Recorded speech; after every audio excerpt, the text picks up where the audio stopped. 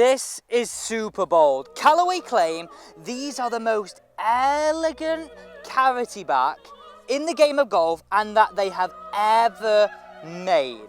Now, I'll be honest with you, at first glance, they do not look anything like a cavity back. And secondly, they are really huge claims. I have to say, they do look pretty good, but I'll let you make that decision as we go through this video. We've got the 7-iron and the pitching wedge from the Ai300 range. Together, let's take a closer look. We're gonna start with this. We're gonna start with getting some detailed numbers. So in terms of ball speed and in terms of carry, I'm gonna be demanding, but listen to this. That's all well and good, but how do they perform from the fairway and from the rough out on the golf course? I don't want to leave any stone unturned, so we're going to do that too. But first, let's look at the design. I do say this every time, but I do feel so lucky that I can try these irons for you and take wrappers off just like that.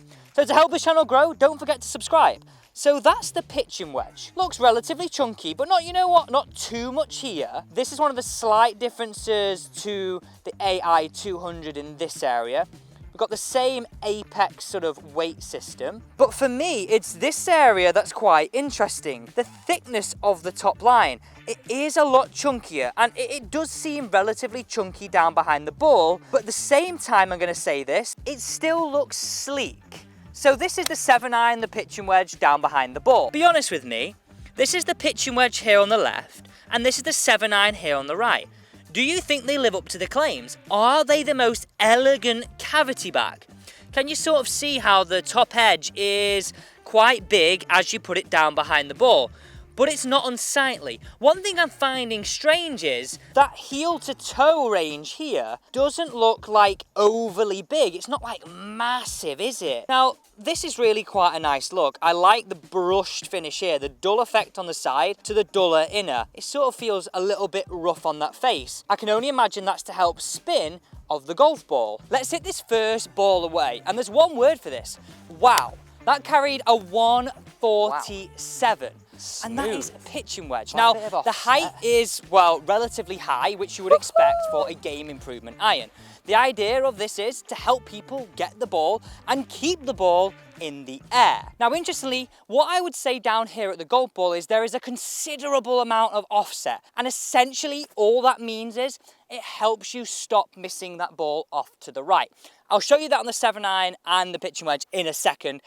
Just have a look at this. But my second shot, this was equally as good. It felt buttery, it felt smooth. I'll be honest, I didn't even feel it off the face. And that carried a 149. Put it in perspective, I usually carry my pitching wedge around 140. And in terms of ball speed, I didn't hardly hit that, guys. I didn't hardly hit that, and that was a 115.8. You know what? I'm dying to see what this is like with accuracy too. So when we actually put this to the test out on the golf course, I know we're on the golf course right now, but what I mean is like actually out the fairway, in the rough, at the distance we would use this club. Okay, one more to go, then I'll show you the offset. I mean, there's a lot to go through here.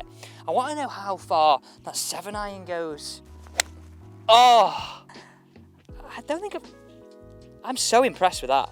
114 ball speed, that has to be around the same number. So this is what I'm meaning in terms of offset. You can see sort of the heel area of the golf club, how it sort of juts in.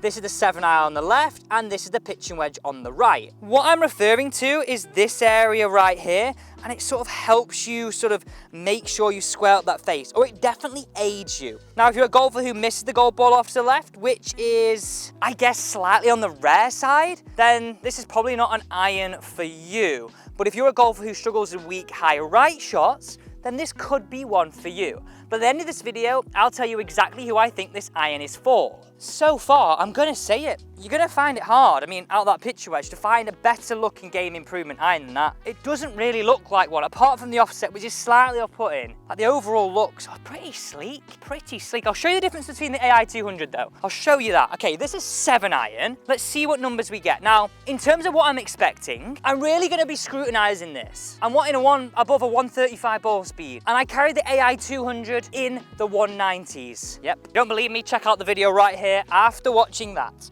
Here we go. This is the first shot ever christening the Ai300 Apex Iron from Callaway. Oh my. Oh, please be the club.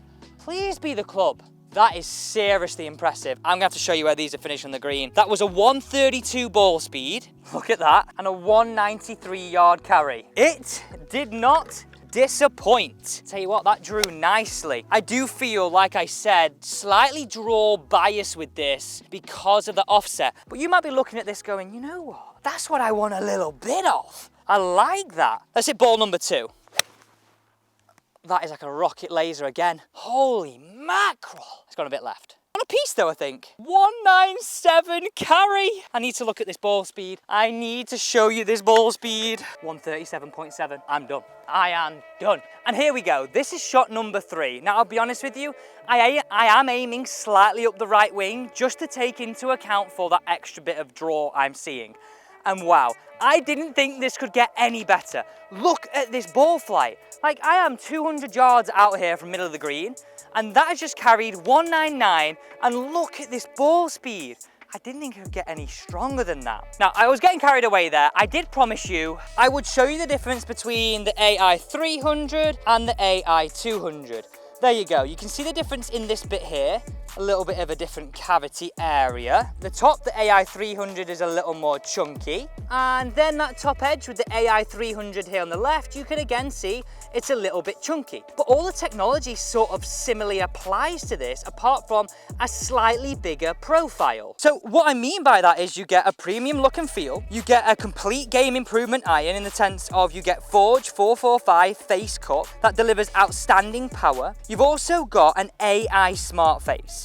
Now, we've seen this with Callaway all year in the sense of it has data from real golfers combined with artificial intelligence to give the most outstanding ball speeds across the face and tight dispersion. And finally, the flight and forgiveness, you've got that strategically positioned MIM weight here on the back to optimize CG to basically give you the best launch window for best spin and distance control. And then here's the sole too. So all the same technology applies, just in a slightly bigger profile. So come on, let's jump in, let's go and see where they finished, and then we need to hit some shots from the fairway. We'll have to go around that 190 mark with the 7-iron, and then some shots from the rough with both 2. Like I say, I would say this is probably the most important part of the video. You've seen how they perform in terms of numbers, and it's pretty much flat calm here today. I'm driving down 16 here. I can't quite believe me blooming eyes. To hit all the way back there. Here's one of the 7-irons, here's another 7-iron, and there is one in the bunker right there. But in terms of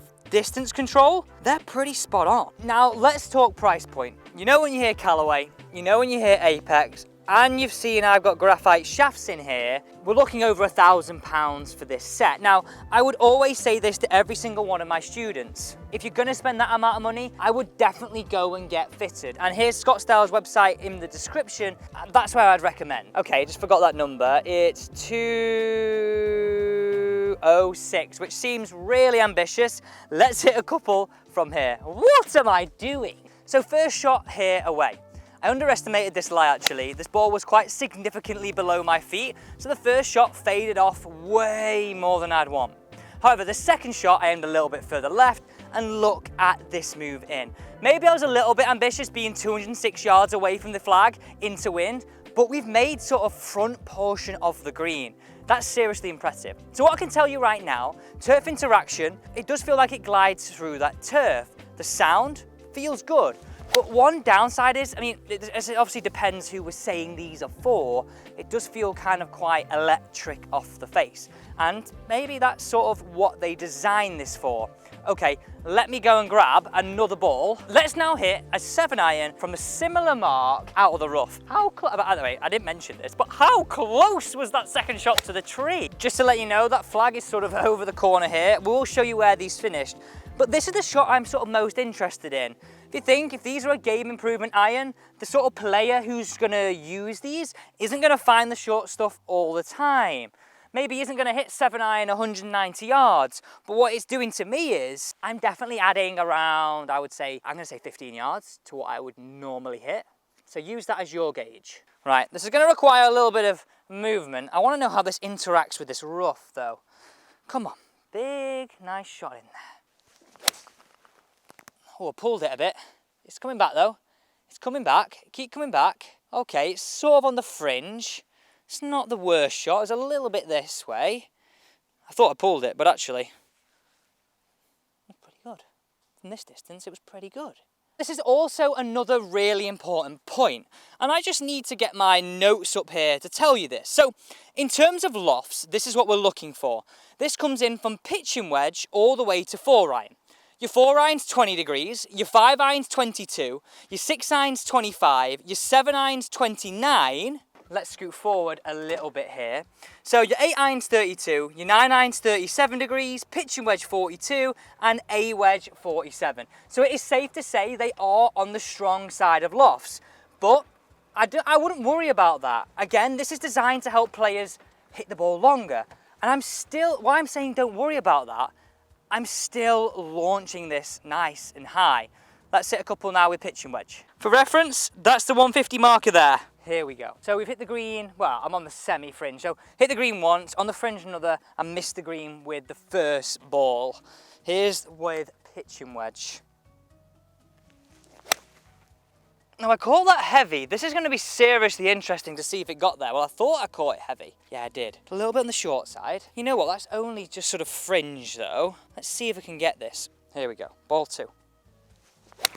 There we go. That was a honey of a hit. That is straight down the flag. And that's got the legs. That felt beautiful. And here we go. Here's my pitch and wedge shot. Look at the lie. I have made it a real rough, tough lie.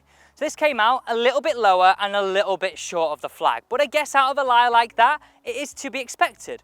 Feedback I would give you though, the club did feel like it cut through the turf nicely. You have one golf ball that finished down here. One of the pitch and wedge finished short at the front just there. And here is the cluster of 7-irons and pitch and wedges to this flag right here, which I don't think is too bad at all. Having now properly put these irons to the test, and I don't really feel like I've left any stone unturned, I'm now ready to give you my honest truth of who these irons are aimed at.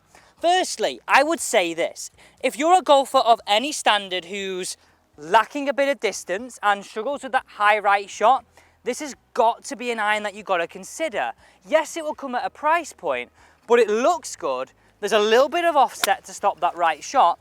And I know they're strong lofts, but they seriously still launch and you feel you've got stopping power. The next point I would say here, if we're looking at this in terms of handicap, I would say sort of 10 to 12 and above. You're going to be looking at something like this. If you want that sleek design, this has to be my honest opinion, and this has to be one you're going to consider. As I say though, if you're lower than that, I would say if you're single figures, maybe even a 10 handicap yourself, this is probably not an iron you want. Because of the offset, because of that potential for an absolute bazooka to go, that may put you off. You may miss greens with that. But there you go. This is my brutal, honest truth, and I have to say, they are pretty elegant. I really, really do think that. But my opinion is that. What is yours? With all these videos, get down below in the comments and let me know what you think. Thanks for watching.